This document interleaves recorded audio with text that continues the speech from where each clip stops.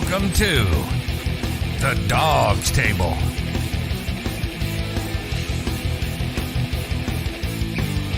Hosted by Craig Fountain and Jared Fatty Bates. Get access to special guests,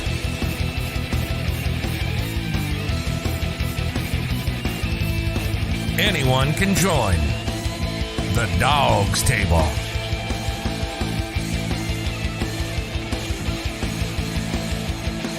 Find the link to join the show in the comments when we go live every Tuesday at 8 p.m. Eastern on YouTube, on Facebook, on Twitter, on Periscope, and everywhere on the BIGPLAY network.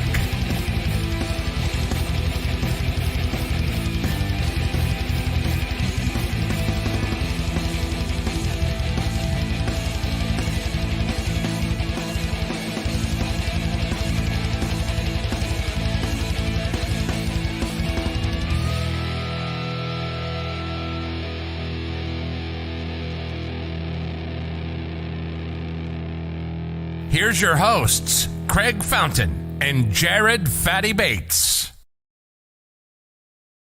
We are live here at the Dawgs Table. I am that fat guy, Jared Fatty Bates, and he is my brother, my ginger, Craig Fountain. What's going on, brother? Oh, man, great evening. Lots of good Browns talk ahead. We have a special guest today. We'll introduce him in just a minute. If this is your first time joining the show, we are the Dawgs Table. We are a live streamed Browns roundtable discussion show. We will post a link in the comments, probably towards the middle of the show, so you can join in, video chat with us, audio chat with us.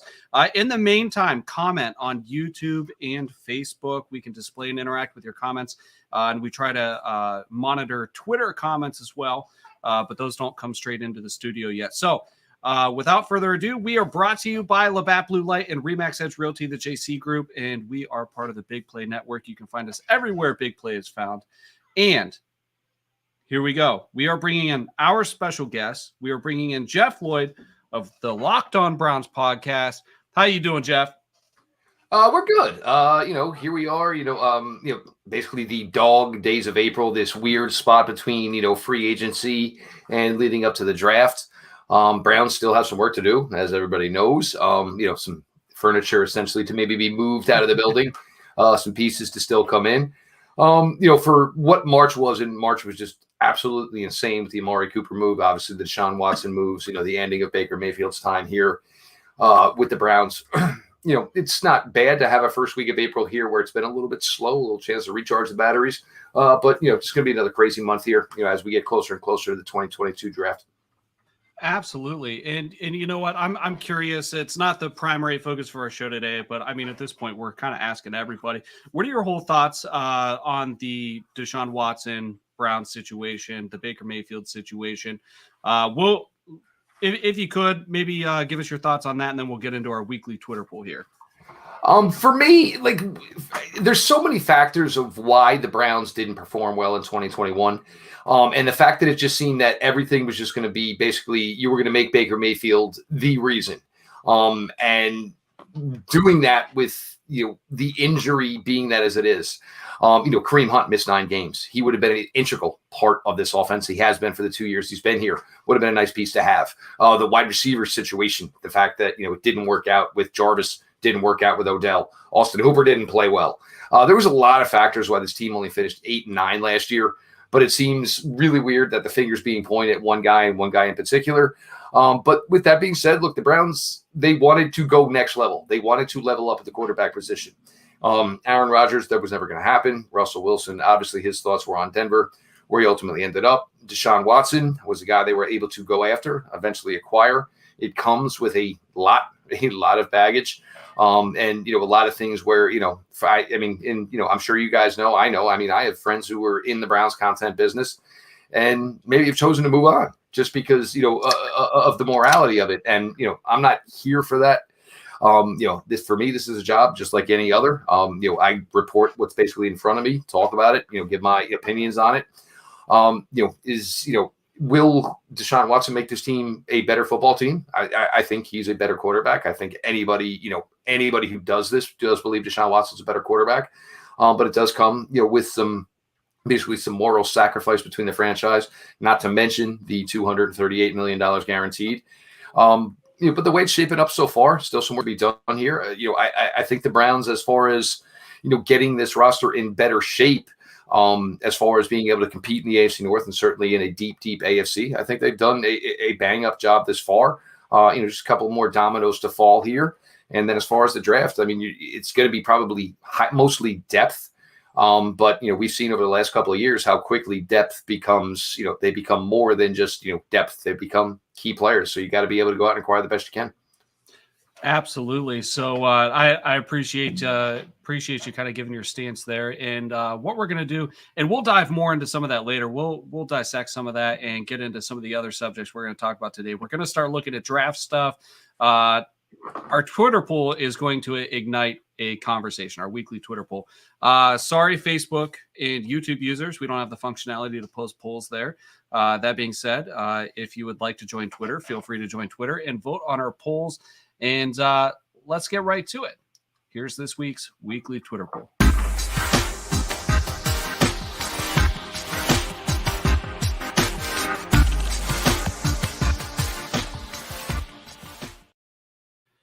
All right, so this week's Twitter poll. What should the Browns do with Denzel Ward? Should they extend him? Should they kind of wait this situation out and see how the chips fall? Do we trade him while he still has some value so we don't get caught with our pants down, kind of like we are with Baker Mayfield right now? If you guys, you Facebook users and YouTube users especially, put in the comments what you think. And Jeff, I'm curious as far as to what your opinion is on this. It's a difficult spot to be in because I think first things first, everybody's just going to look at this and say Denzel Ward has been a great player for the Browns for 4 years. There's no denying that. There's no contesting that. But I also don't think people truly understand the financial ramifications that this team is committed to Deshaun Watson going further. So if your thought process is, okay, well, we'll play it out this year, and then in 2023, when Deshaun Watson's cap hit goes up to almost $50 million, there's no way Denzel Ward's coming back. It's going to be really, really difficult to do that. What you're paying Deshaun Watson is going to cost you somebody somewhere down the line. With Denzel, the difficulty here is he's part of what is a great secondary. Denzel, Greg Newsome, obviously Hill, AJ Green, solid player. Greedy Williams also in his final year. But the Browns right now they have two cornerbacks that are on the roster past 2022, and that's Greg Newsome and that is AJ Green. Everybody else's contracts are basically over at that point. So you get into a question where, is the compensatory pick for, Denzel Ward that would come the following year, if you're unable to resign him and he does walk away from the Cleveland Browns, is that good enough? Are you entertaining maybe thoughts for Denzel Ward right now, seeing as the fact that you just gave up about 6-7 draft picks to acquire Deshaun Watson? They have a lot of faith, certainly in Greg Newsome, and rightfully so. I think Greedy Williams, they like more that they got to see him in year 2, because keep in mind, they didn't get to see him year 1. AJ Green is a player I know they really, really like. He is really, really thought well of by the front office. His work ethic, his dedication to his craft, is willing to improve. So this makes for a really, really tough spot. If you tell me we could get something worked out with with Denzel Ward now, I'm okay with that. But the question is, what is the number? You look at J.C. Jackson going to the Chargers this year from the New England Patriots, 82.5. People felt maybe he went for a little bit less than market value. That's something I'm sure the Browns would be okay with. J.C. Jackson creates a lot more turnovers than Denzel Ward is. If that's the deal, then I think maybe the Browns would be okay with that. But the question is, where is Denzel and his camp at as far as the money they want? And the question would be is if anybody's making a phone call about Denzel Ward, if it comes down to the point where, there's any talk of a first-round pick being involved, it's something this team's got to think about. You're in a tough spot to be without a first-round pick for 3 straight seasons. Because as well as we all think this roster looks, holes are going to show up eventually. You know what I'm saying? Somebody gets injured, all of a sudden you're not as confident in a rehab possibility. So it's a tough spot to be in. For me, if it's a deal that's not going to break the bank, I'm okay with it. But I can understand the fact that, as far as creating more draft assets, which the Browns always want to do, they always want to have the ability to roll over cap. They always want to have a deep pool of draft assets so they can finally strike when they need to, as they did with Amari Cooper, as they did with Deshaun Watson. The only feasible way I can see to create more draft assets right now would be Denzel Ward. But, we'll see. We'll see it play out. And I know it's a difficult situation. Denzel, obviously the hometown kid, so to speak, playing at Ohio State. He's played well in his time here. But this front office has to look at the future. And ideally, if you look at all the cornerbacks that it brought in the last 2 years during the Andrew Barry regime, Denzel's a little smaller than they like. He's a little lighter than they like. But damn solid football player. And sometimes you got to break the mold for guys. I think the question would come down to what exactly the financial needs would be to keep Denzel Ward here long term. Fatty, I'm curious what you have to say. You're unsure of the results. You haven't seen them yet. No. So you're not biased in any way. What should we do with Denzel Ward? I mean, you hope to extend him. At least I think you should extend him. You finally have a shutdown corner. You have a legit. Everybody says he's injury prone. Well, last few years he's at least given you 15 games, 14 games out of that. Not everybody's perfect, but when he's on the field, he's a difference maker, and he truly is a difference maker on this defense. Because guess what? That extra half a second or 1 second gives Myles Garrett time to get in there and get somebody. That's what people don't realize is, when you're shutting them down on the outside, that gives Myles Garrett an extra half second. That gives the defensive line extra time to actually do what they have to do to get to the quarterback. Plus, knowing that he's back there in the backfield, I mean, you got to love a guy like that, especially a guy, like he showed it there at the Cincinnati game. Any guy that can actually turn the field the way he does. Pick six. Now, granted, he needed a lot of oxygen after that. It's been a while since he hit 9 yards. But to do that on a scale that he does, and, you notice that most of the time when offenses are trying to attack the Browns, they're really not throwing his way that much. They're trying to go after the rookie. They're trying to go after the slot receivers, and mostly our linebackers. So they're trying to stay away from Denzel Ward wherever he's at. So people are noticing where he's at too. I mean, it'd be nice to have him, but I also understand that he is a hot asset, and I also understand draft picks, and it's, we were saying analytics. I mean, it's cost effective. What's cost for the Browns? Because guess what? You have $230 million now. You've already signed Nick Chubb. You signed Myles Garrett. You signed all these. At some point in time, you can have all the toys that you want, but some of the toys you might have to give up. So I was already kind of thinking about some of these things, like Norman's comment here, shutdown cornerbacks don't grow on trees. Now, one of the things, like the money's one thing, right? Does it work for our situation? Does it work for our future situation with the salary cap? Can we afford him? Should we pay him what his market value will bring? Xavier Howard's contract hasn't helped with the outlook as far as the cornerback market's concerned. But let's also look at how he fits into the defense, right? So we have Greg Newsome, we have Greedy Williams, and we have some depth. Jeff brought up AJ Green. AJ Green has actually garnered a lot of praise, and he scored very well. From an analytical perspective, some people have brought that up. Jeff, I'm curious. When it comes to these defensive backs, Newsome, I think, has a lot of potential. Is Newsome's ceiling higher than Denzel Ward's? Like, if we lose Denzel Ward, it's obviously going to make an impact. But can Newsome fill his role as that number one guy and propel us forward? Obviously, look, it's a little difficult to basically make that statement that bold based on the situation. We're talking 4 years of Denzel Ward as opposed to, 1 season and some missed time at Greg Newsome. But what you saw with Greg Newsome when he was on the field last year is you start to see a little bit of everything. And as much as everybody praises Denzel Ward for that Cincinnati game, and yes, that interception, obviously that pick six was huge, turned a momentum in that game. It looked like it was going to be a tough day for the Browns right off the bat. Gave him some life and obviously led to a Browns victory that day. That was kind of a coming out party for Greg Newsome. And if little did we know then where this Cincinnati team was headed. But whether it was Jamar Chase, chasing him down the field, being able to break up, being able to break up a reception, whether it was T. Higgins. He was excellent that game. And what you saw with Greg Newsome is you saw a little bit of everything. You saw positives as far as, attacking the catch point, being physical with the receiver, trying to get them off of their route, anticipation on the ball being delivered to said receiver. Do I think Greg Newsome has a future as a number one corner in this league? Yeah, I think that's fair to say. Is it maybe a little in jest right now to say, oh yeah, he can be just as good as Denzel Ward? I don't think that's fair. I think it's a little bit disrespectful to what Denzel's done to this point. But look, you're going to get to this point, you're going to have to make some hard decisions now that you are a quality roster. You have a lot of guys making some serious money, and you can't keep everybody. So is the thought process, we can elevate Greg to be cornerback one. We can get a little bit younger here in this room, get a little bit cheaper here in this room going down the line. It's something, and they're going to have to do it somewhere. I mean, because look, this offensive line makes a ton of money. Your quarterback makes a ton of money. This year, you're going to be paying your running back room $22 million.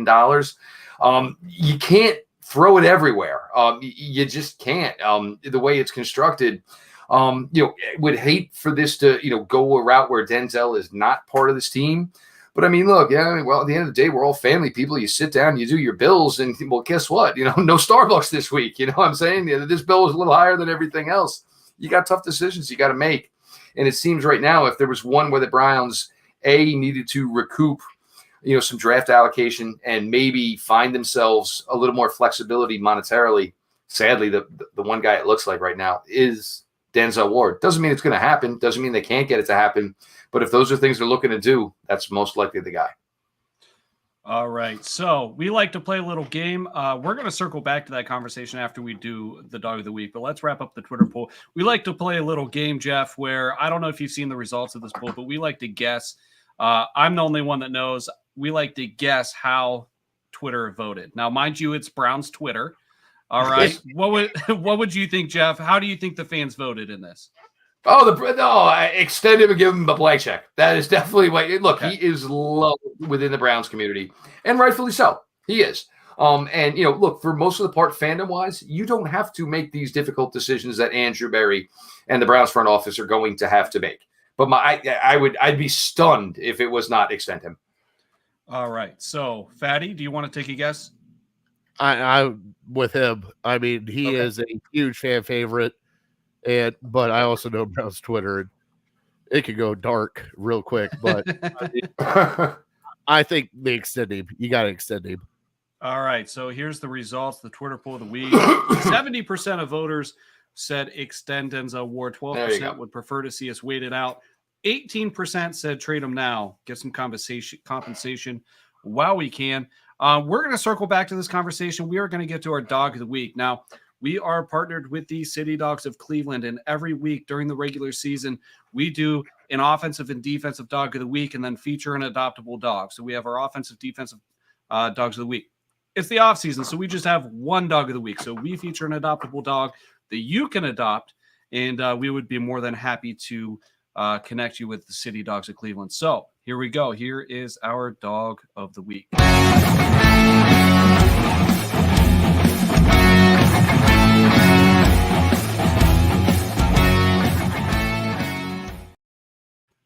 All right. So we have been steadfast and we have been committed to one particular dog. Tell me she got For weeks. So she had surgery and she's in foster care. Beth is going to send us some other dogs that could use some help moving forward.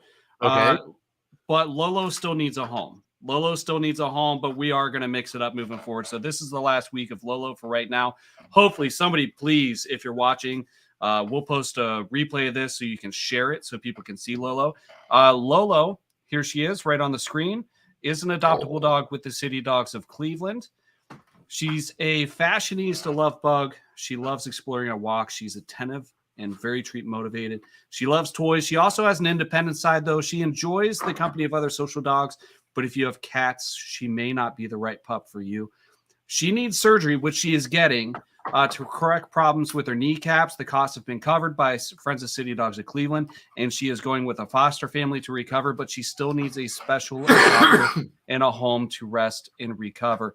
Some notes from her recent overnight. She's got good house manners, likely housebroken, good in a crate, great in the car. Here's the contact information for City Dogs of Cleveland. At City Dogs CLE on Twitter, at City Dogs Cleveland on Facebook. You can reach out to them at 216-664-3476 to inquire about Lolo. And as always, we always like to tell you guys, if you want help getting connected with them, don't hesitate to reach out to myself or Fatty or one of the show's social network channels. Get a hold of us. We will personally help you connect with City Dogs of Cleveland to try to help out Lolo. So there we go. There is the dog of the week. Now, Jeff, I kind of want to circle back again to the conversation we were just having about Denzel Ward. And one of the reasons that there is some speculation that it might be worthwhile to trade him, just a perspective. When you're looking at the money to be spent in the contract situation heading into his 5th year without an extension, some would prefer to use Denzel Ward, not just to maybe recoup draft capital, but to try to put together a package to bring somebody else that can help us out on the offense. Now, one of the common narratives that I've seen is, hey, why don't we package Denzel Ward? Maybe that's our ticket to also shipping Baker out of town. Maybe we can acquire a first or second tier wide receiver with that. Some notable names. DK Metcalf has been rumored to be available. Brandon Cooks has been rumored to be available. The Titans shut down the AJ Brown talk, but you never know. You know, it's just until something happens, you just don't know, because we weren't going to move on from Baker, right? So what are your thoughts on, using that situation to allocate that money towards offense? Do you think that that would be a reasonable route to go? What's more important, a wide receiver or a cornerback? For me, it's going to be a cornerback always. Like the defensive side of the ball. And look, I know people just, they score 40 week in, week out. Yeah, but in these games, it's the 1 or 2 stops that basically ultimately decide these games. One issue with, if you were going to move Baker and Denzel to Seattle is Seattle, he doesn't really fit the mark there either as far as his size. Seattle, if you remember the Legion of Boom, these guys, everybody in the secondary was big, physical guys. Denzel necessarily not that. Houston, wouldn't have these talks have already gone on? I mean, these guys obviously spend a lot of time talking through the Deshaun Watson talks. So, what the question would be is, was there interest there? And for me, though, if you're unloading Denzel because of the money you maybe feel you can't pay him, if you're bringing in a DK Metcalf is knocking on the door of his next contract.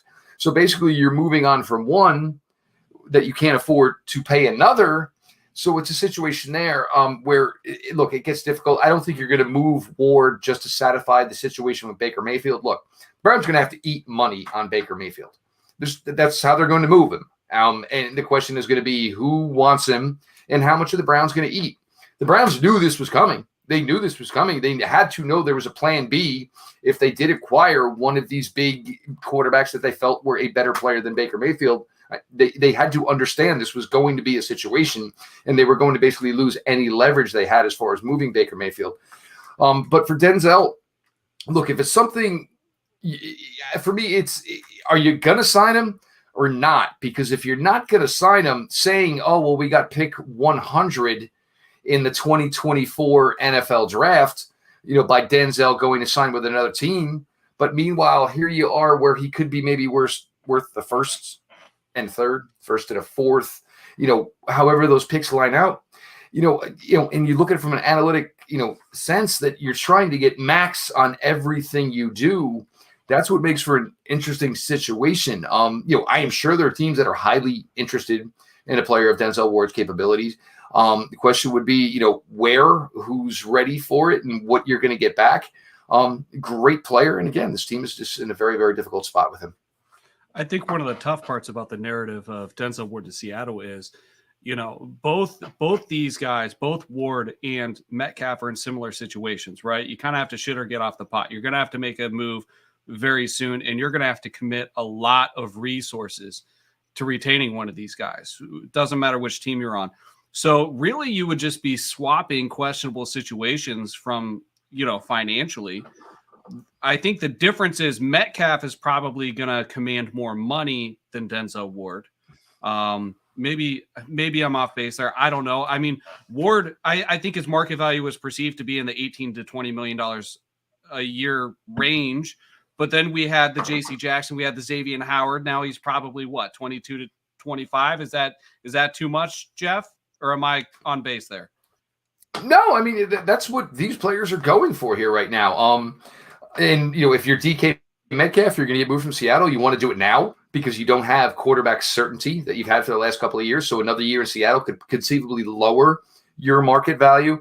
So it was getting kind of tricky all over the league. And for these teams, you have star players. The question is, are you in it or you're not? And we're starting to see where the playing field here, it's very, very diverse. I mean, there are basically the Benjamins of the NFL, and then there are the teams that are basically live in Section 8. They just things haven't gone well for them. They don't have talented rosters. They have a bunch of young players. They're hoping that it'll all pan out. You just end up in these situations where we have the haves and the have-nots. And for players that are on Seattle right now, they're kind of looking around going, well, what's exactly the game plan here? Because we had Russell Wilson, which made us, virtually a contender every year. Now we don't. And it just makes for these situations. But you have players, and these players are going to get paid. You look at what the Jacksonville Jaguars did this offseason.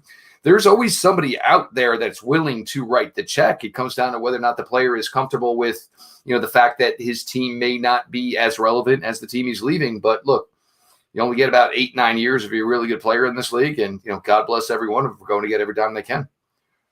All right. And again, if you're just tuning in, we are with Jeff Lloyd of the Locked On Browns podcast. You put out quite a bit of content on that podcast. It's nearly daily, if not daily. Very valuable listen, very valuable insight. We appreciate you coming on the show, Jeff. And we are the Dawgs Table. We're presented by BIGPLAY, Remax Edge Realty, the JC Group, and we are part of Team Big Play. All right. So I kind of want to switch gears here just a little bit. Jeff, I've seen you talking a little bit about the Browns still have some work to do at the tight end position. What do you think that we need to do at tight end? And is it realistic that we could be seeing some of our higher picks that we have left used on tight ends in this year's draft?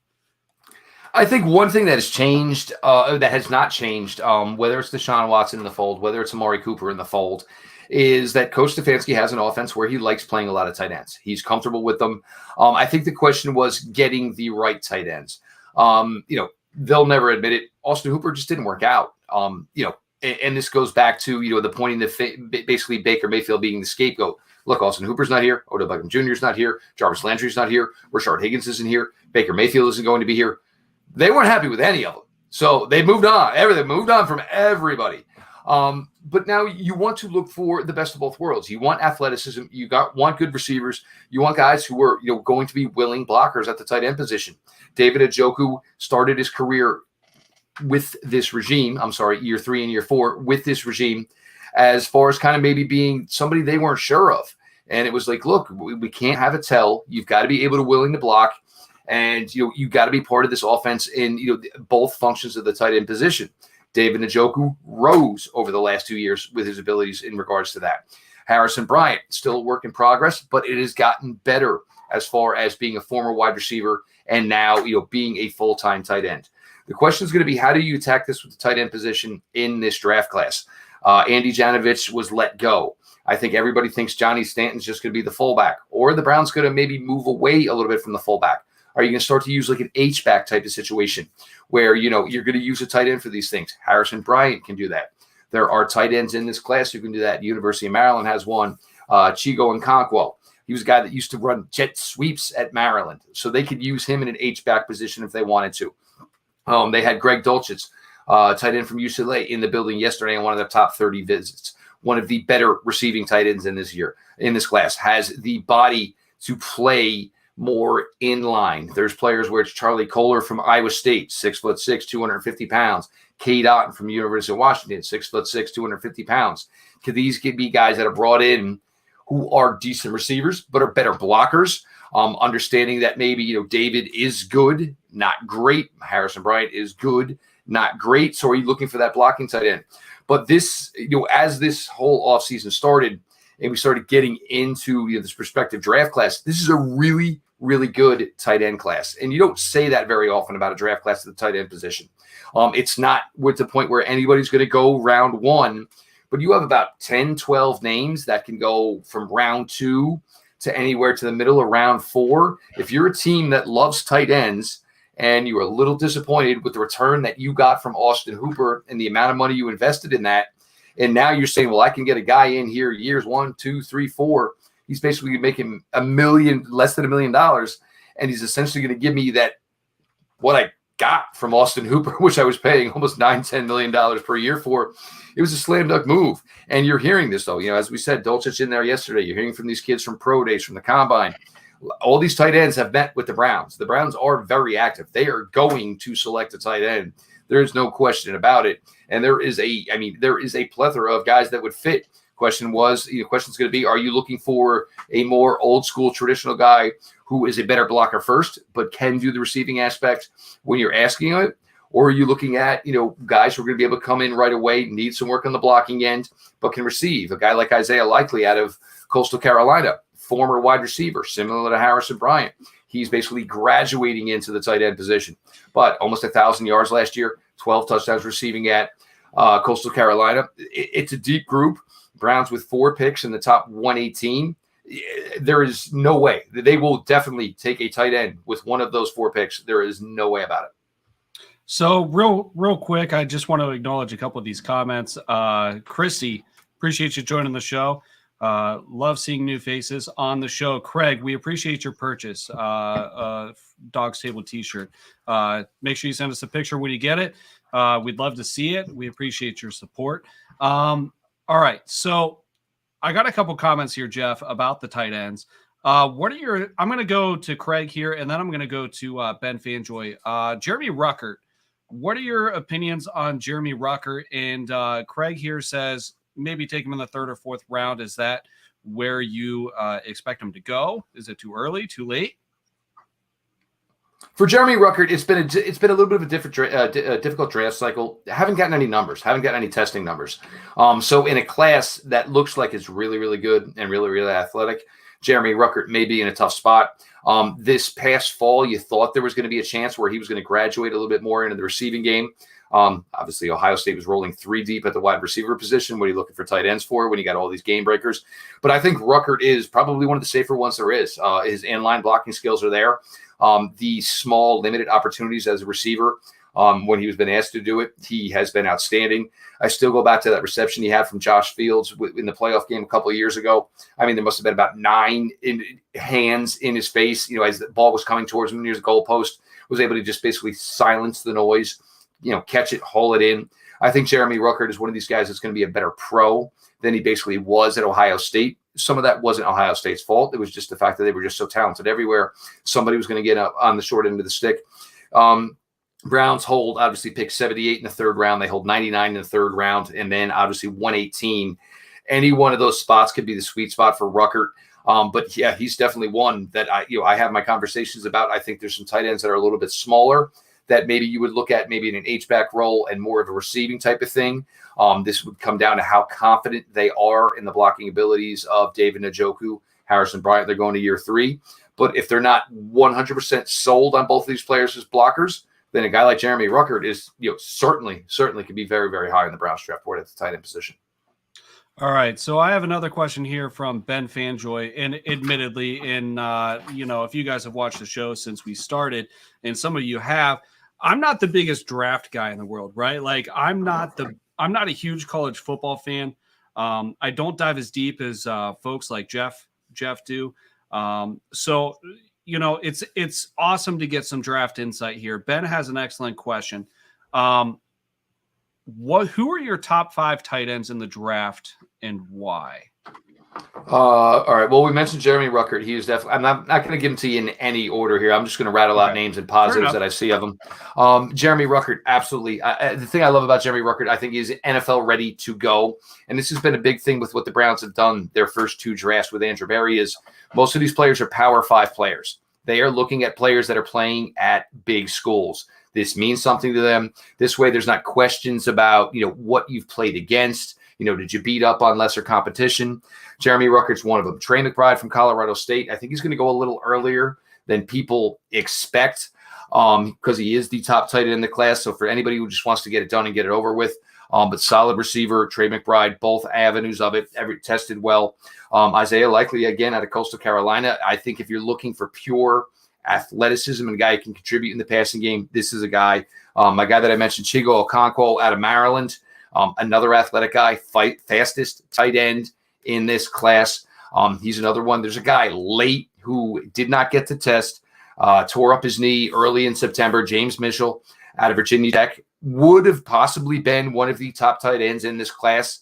But the point is stopped playing football in September, wasn't able to participate in the combine, Senior Bowl, any of these things, wasn't able to participate at a pro day.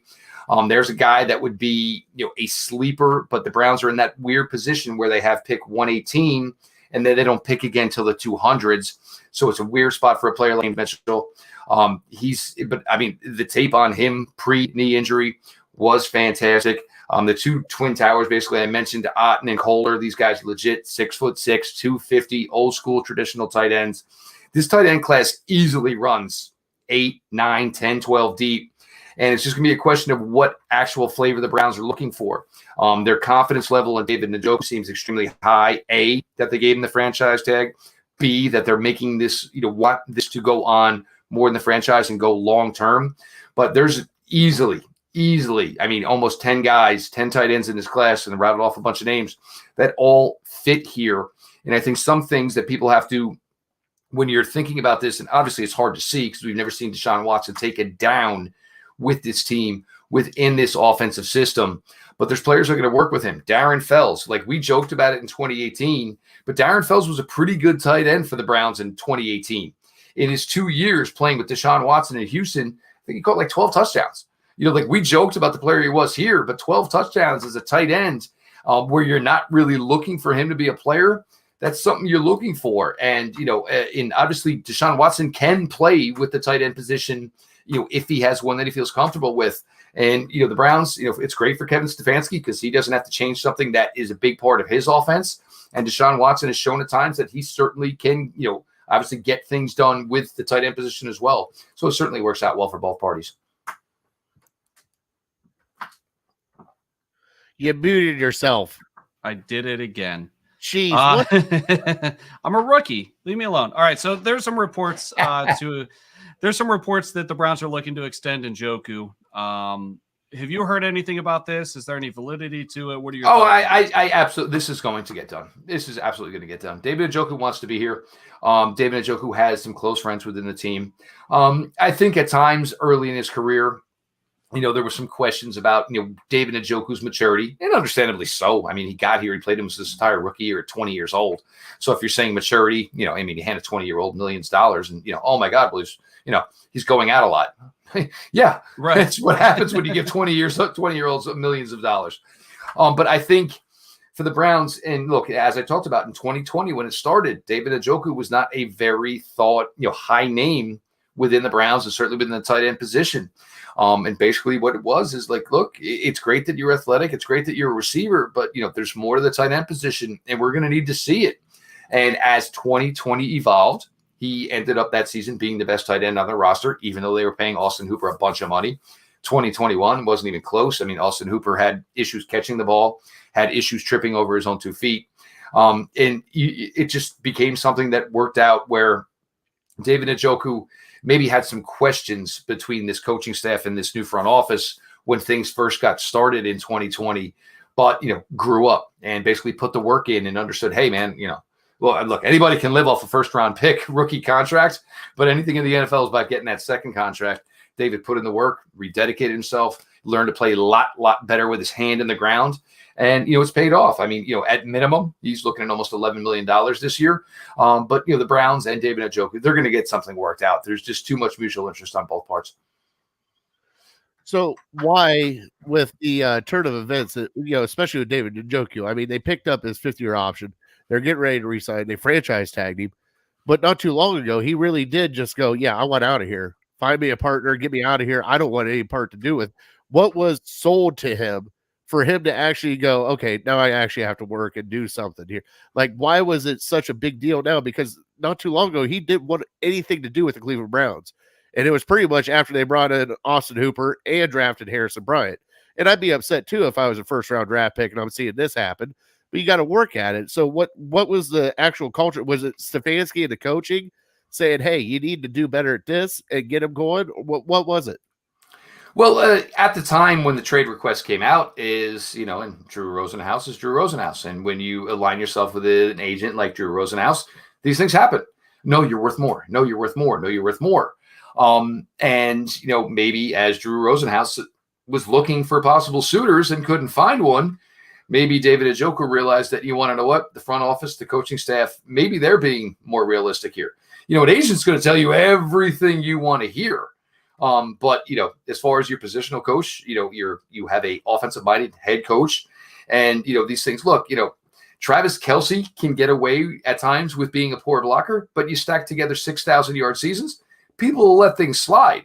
When you're a player who's had minimal production at that point, certainly no 1,000-yard seasons, anything at that point, you've got to do the little things. You've got to find a way to prove yourself. And once David moved on from Drew Rosenhaus and got himself back with another agency, realized that maybe what the franchise was telling him was being truthful. And, at the Browns at the time, look, they had year 4 and year 5 of David Njoku.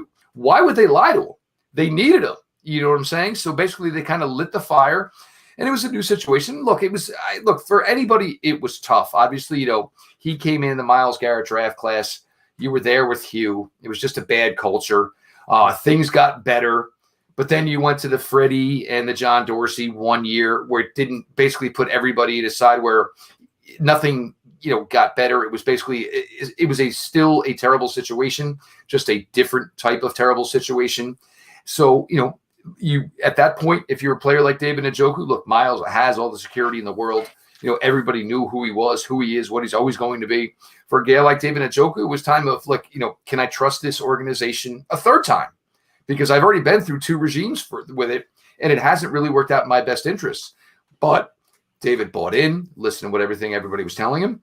And obviously now he's in a position where, 5 years on his first round contract, at worst, the franchise tag this year.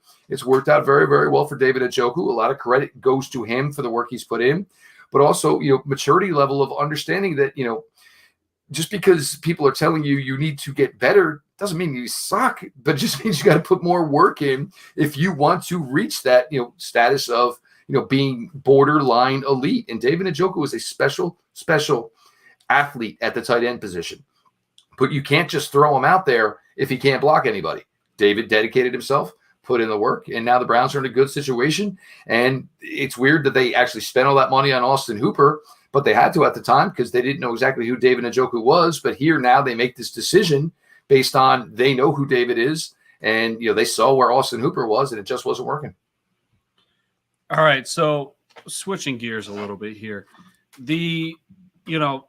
addressing the tight end in the draft, I could certainly see that. But what's interesting is, we haven't seen a ton of Andrew Berry. I mean, we've seen him have his hands on things from different angles, throughout his career. But the sample size for when he's actually making the decisions himself isn't, it isn't huge, but we kind of have an idea of what he's going after, right? He wants young, in free agency, he wants cheap former first round picks that, on 1-year deals to see what we can squeeze out of them, see if we can find a diamond in the rough, things like that.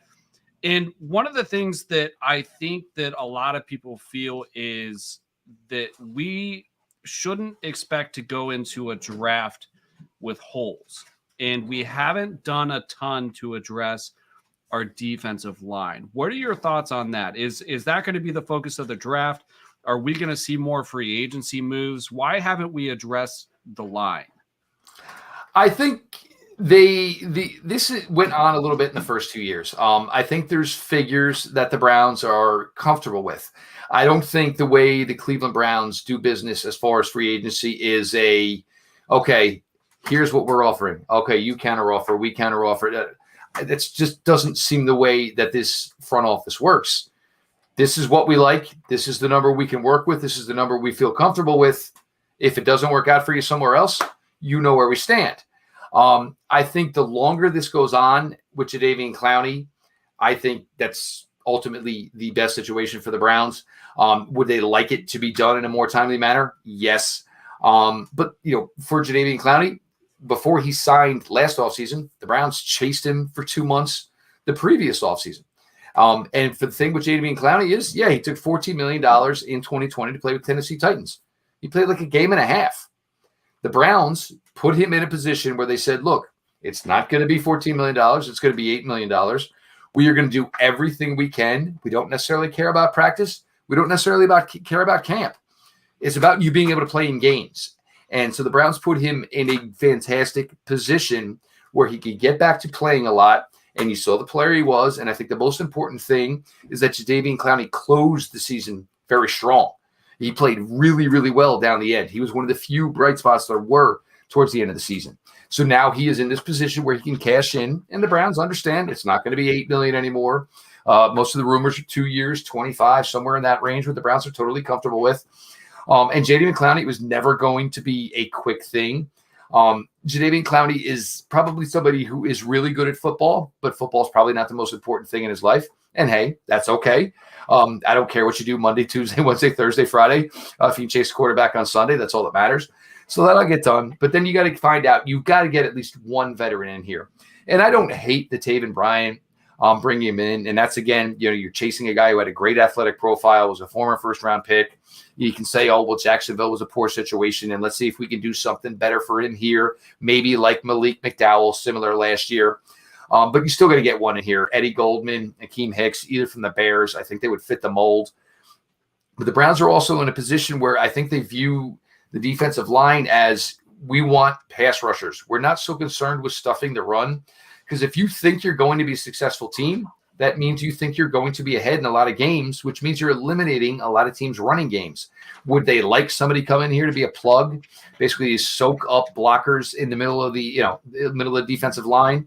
And as far as running situations, yes, I think they do, but I'm not sure they value it as much as even myself and others think they do, because I think they feel coming out of half times, last 20, 25 minutes of games, they feel if they're going to be a good franchise, they're going to be up, 7? Going to be up 10, and the other team's going to be throwing a lot, so you'd rather have your pass rushers out there. All right, so with, Clowney is kind of, he always waits, right? Like, you mentioned that. Are there guys out there that you think that the Browns may target? Somebody mentioned Calais Campbell in the comments. I don't know if the bridge is burnt with Richardson. It seems like all these guys are 30, 31, 32 years old. They don't really fit your, the supposed Barry mold, so to speak. Or do you think that this is something we focus more on in the draft? Well, some of these veterans is tough. Look, Calais Campbell is 35 years old. He's had successful runs in Baltimore and had successful runs in Denver. Why at 35 do you just say, you know what? Yeah, we'll run up to Cleveland, see what goes on. So that's a difficult spot. Sheldon Richardson, look, they haven't, this Browns current front office hasn't done a lot of people essentially wrong, but they kind of did it to Sheldon Richardson, and that's kind of why they ended up releasing Jarvis Landry as early as they did this year. Sheldon Richardson was around for a while. They ended up getting some guys in, and by the time they released Sheldon Richardson, it was kind of like the John Travolta, gif of, well, where do I go? There's, it's so late in free agency now. There's not very many opportunities for me. Drafting defensive tackles is difficult because you're bringing somebody in 21, 22, and look at it from the other way. Do you want to draft a defensive tackle who's young and say, hey, there's Joe Bitonio, there's Wyatt Taylor. We expect you to beat them. It's a work in progress. So at least get somebody in here veteran-wise. I think Togiai, I think he's going to improve. We'll see a lot more of him in year 2. Jordan Elliott, it's year 3 now. Certainly a little, got a little cause and concern there because we haven't seen much to this point. Taven Bryant, who knows? Maybe you caught lightning in a bottle. Maybe you didn't. But if you told me you could maybe just get Eddie Goldman in here so you at least have one guy, that's tough, physical, I'll draft one there, but at least gives me some sort of a semblance of, some things going on in that defensive tackle room. Because the problem is some of the defensive tackles that I think are fits for the Browns, Devontae Wyatt is one of those guys at the University of Georgia. He's going to be 24 years old come the draft. Browns probably aren't going to touch him with a 10-foot pole, even if he does fit the bill. So, they're working, they're doing their due diligence. I think it's just time for, some players are going to have to finally make their ultimate decision. Is this the best offer I'm going to get? And, the closer and closer you get to the draft starting, that's when people start to get a little anxious, start to get a little nervous and say, yeah, I got to take it because, this could go, if the Browns say you had a 2-year, $12 million to a player like Eddie Goldman and you don't accept that, come April 28th, somebody falls. The Browns get a really good defensive tackle at 44. Guess what? That offer's gone. So it's still a little bit of a waiting game, but I'd be stunned if they don't at least get a veteran in here at the defensive tackle position and Clowney eventually just, comes on back. So Chris Spann here wants to know, how did Ogunjobi feel his physical? And this was an interesting situation because he signed with the Chicago Bears, and then a lot of times these guys fail their physicals, and it's like, okay, hits the news wire, he's gone. There was actually like a statement released by Chicago. It was kind of uncanny, if you ask me. I mean, do you know anything about this? Was this injury related? Is there something bigger here? Is he on our radar? The question would be, and look, I loved Larry, and I thought Larry was off to a promising career here. But again, Larry was another player that went through a lot of changes as far as systems and where he was valued. But and he wasn't terrible, right? But there was a noticeable steady decline. Like the trend line was going in the wrong direction, and he kind of reignited a little bit with a change of scenery. Not to interrupt you, but for those that maybe didn't notice that, there was a downward trend with him. Yes, and this is where you get into the situation, and with Larry Ogunjobi, Larry Ogunjobi was good for the Browns mostly as a pass rusher. Larry was not the biggest defensive tackle within the room. So if you get in a situation where if you're asking Larry Ogunjobi to be somebody that's going to assist in stopping the run, that's not really his game. But what we've seen with this Browns regime the last couple of years is they'll throw their defensive tackles, out on 1st and 10. If they get in a situation where it's 2nd and 9, 2nd and 8, guess what? Defensive tackles are coming off the field. We're going to put as many pass rushers on the field as we possibly can. So that's where Larry is in a tough spot. It's tough to be an undersized defensive tackle in today's NFL because if you're a guy who's 290, well, that's great. I can find a guy who's 270 and is a lot better athlete. So it's a tough spot for Larry. I think for most part, probably why he failed the physical is obviously he didn't finish the season with Cincinnati. So maybe whatever the injury is, I haven't heard much. I've heard a little, and I've heard that, maybe Larry had an injury coming into the NFL that some teams were okay with as far as physicals, other teams weren't. I don't know if this is something that's maybe exasperated for there. But Larry Ogunjobi is a player I like, but I don't know necessarily if you re-sign Larry Ogunjobi, you now have, another defensive tackle who's basically the same as the other 3. You're looking more for like that, just, basically that anchor, that 325-pound, 330 dude that says, all right, bring the guard, that center, whatever, double team. I'll sit here. I'll take it. So Jeremiah Owusu-Koramoah can run around. So Anthony Walker can run around. So Sione Takitaki can light things up. That's where it's tough. I mean, I love Larry, and, it was great to see him have good success last year with Cincinnati, even though it hurt to see him go. And the fact that he was about to sign this big deal and it all basically fell apart for him, that's tough to see for somebody who was always really good for this franchise. Yeah, and I got my wires crossed earlier just so I can correct myself. I think I said Miami. I was thinking of another guy that left and went, but yeah, he did play in Cincinnati. But that makes a lot of sense. And we're closing out the show, and sorry, guys, we didn't get a link in the comments today. Our conversation is going very well. Hopefully you found a lot of value in what Jeff's had to say. I know we have. We appreciate you asking questions in the comments. It's kind of like a last call right now. If you have any other questions for Jeff, let us know, and maybe we can get some answers. But while we're waiting on that, Jeff, what do you make of the special teams movement this week? Well, look, number one, you got OTA starting here shortly, so you want some things done there. Chase McLaughlin. The problem is I know everybody was thinking about kicker Co from the Falcons. Let's see, would you rather kick in a dome in Atlanta for 8 home games and your road games, or New Orleans, Carolina, Tampa Bay? Not everybody's going to go run to go kick, obviously, in Northeast Ohio. Chase McLaughlin. Can I interrupt for 1 second, Yes, Jeff? sir. I'm sorry. I don't mean to be rude, but you said something, and I have to get your opinion before you continue on, because it's been fun on Twitter watching people fight about this. Does Cleveland need a dome or a retractable roof? Why? At this point in time, That's you your have answer. an advantage. But I'm saying you have an advantage in not having a retractable roof Right. or a dome. Teams got to come Sorry, here. I didn't mean to interrupt. You Yeah, can no, continue it's on. okay. No, but teams got to come here. And look, I mean, teams, not the way this works, and you see this now, where do the best high school football players go? They go to the SEC. They'll try to find a way to manipulate it.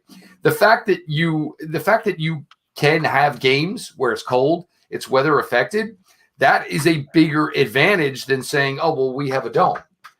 People are going to have to learn to deal with it. For the financial aspect of the city of Cleveland, would it be maybe more advantageous to have a retractable roof so you can have, major musical stars come in when the Browns are not playing, and make a ton of money? Sure.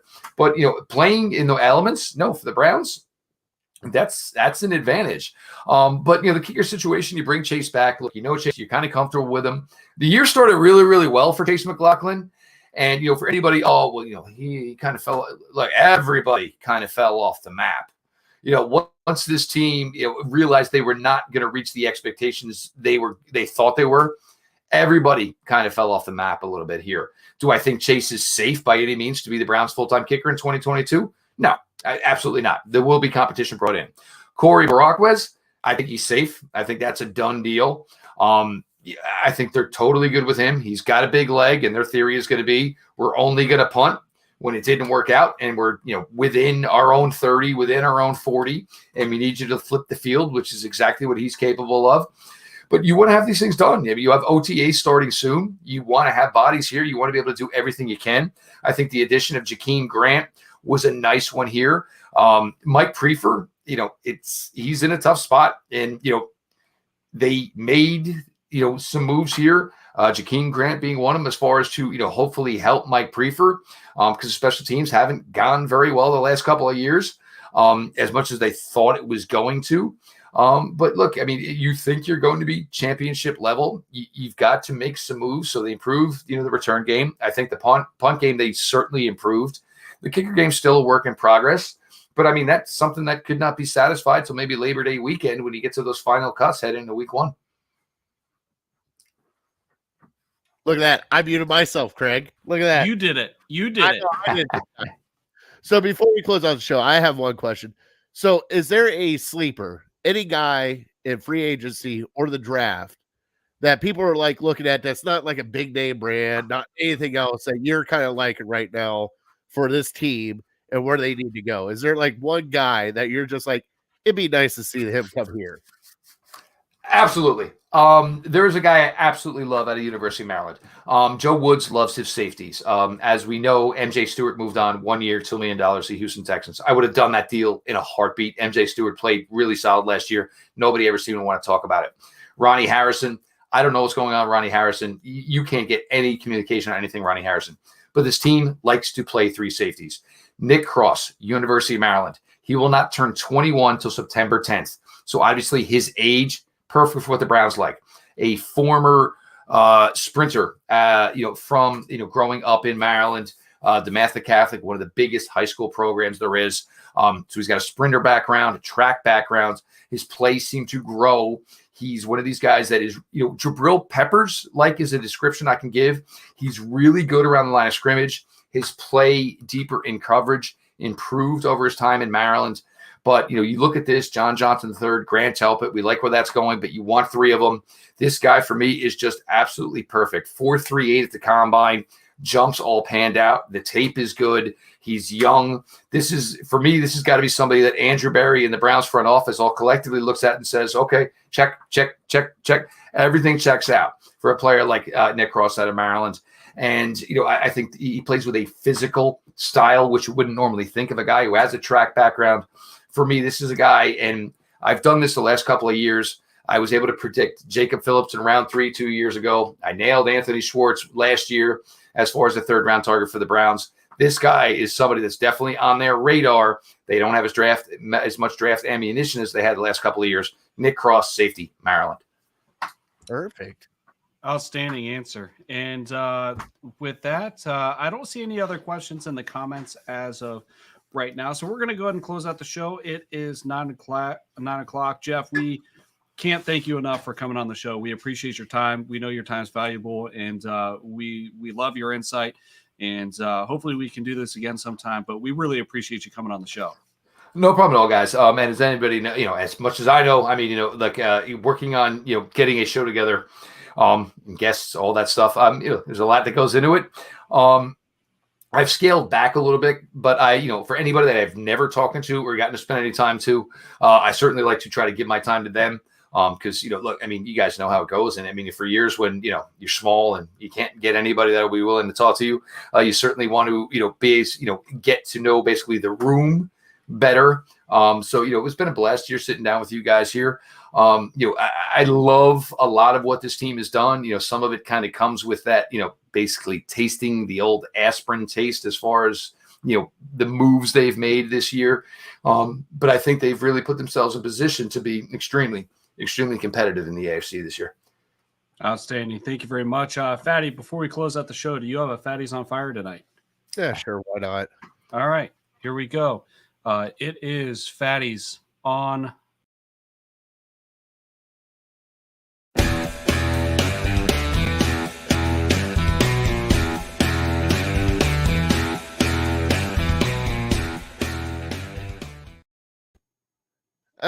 For Fatty's on Fire, it's not much of an on fire, but I gotta give one of my best friends, he grew up with me. He's been my best friend for I don't even know how long, and today is his birthday. And Junior, and his real name isn't Junior, just like Fatty is not my real name. So you understand how this all happens. Junior, bud, I love you. I miss you. And I'm wishing you the best fireball, Fatty fired up, that I can wish you, buddy. Cheers.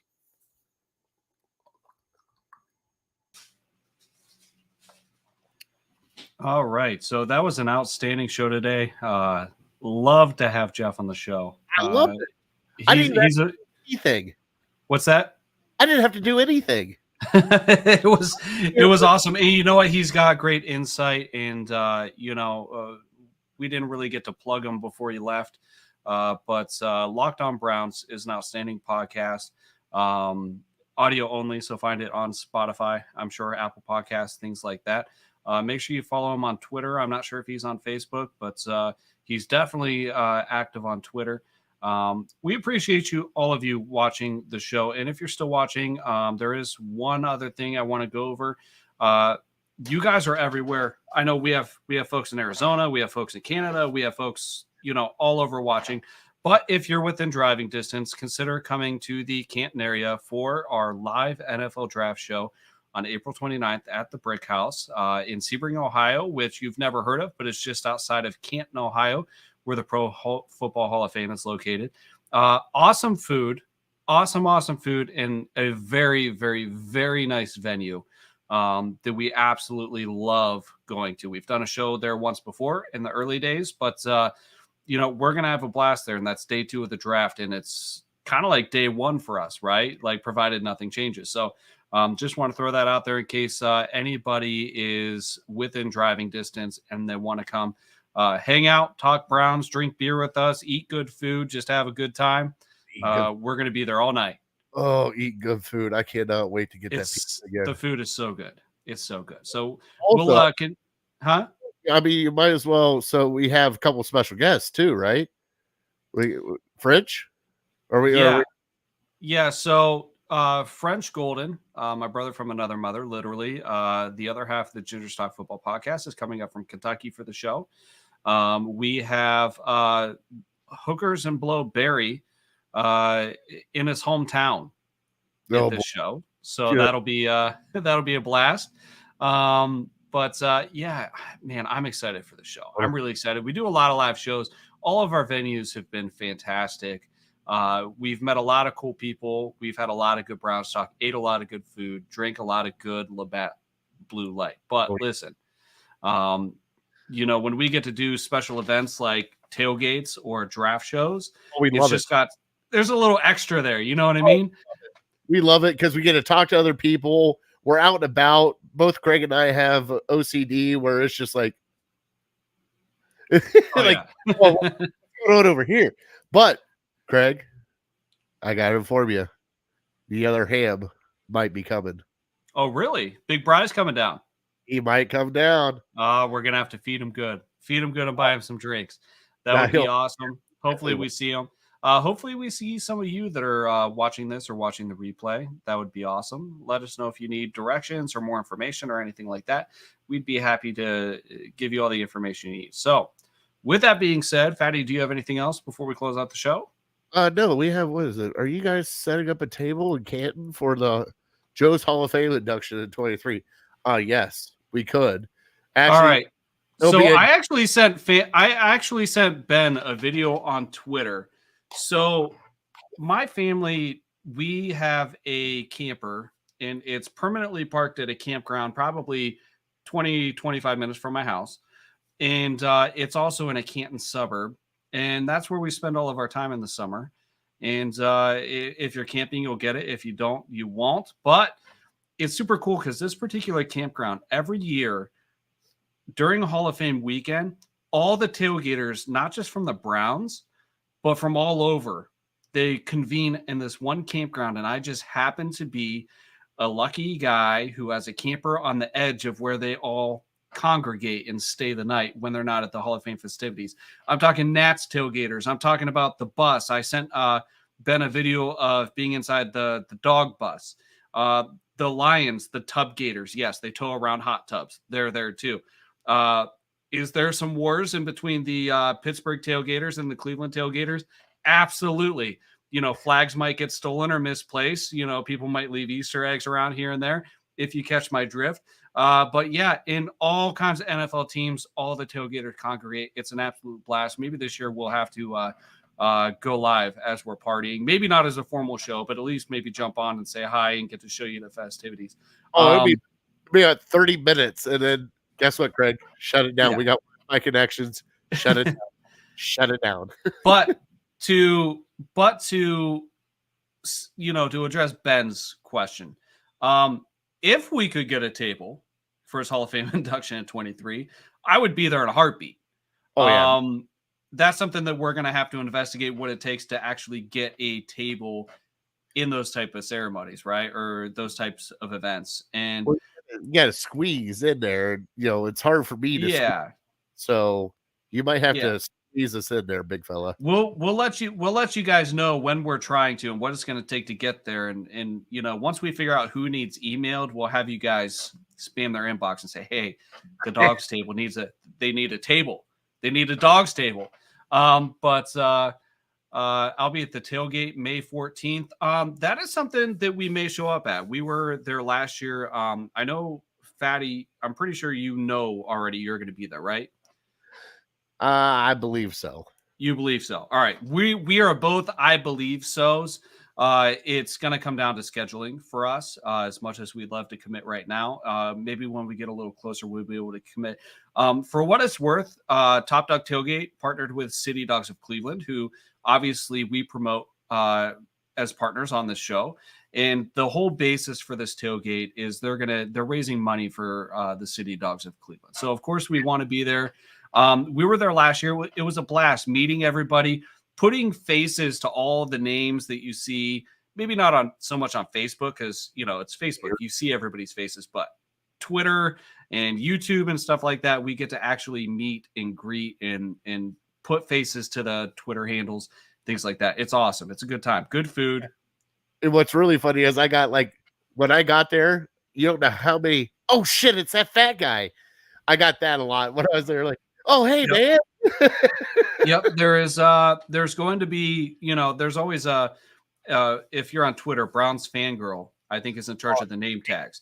So when you get a name tag, you don't put your name on it. You put your Twitter handle because that's how everybody knows you.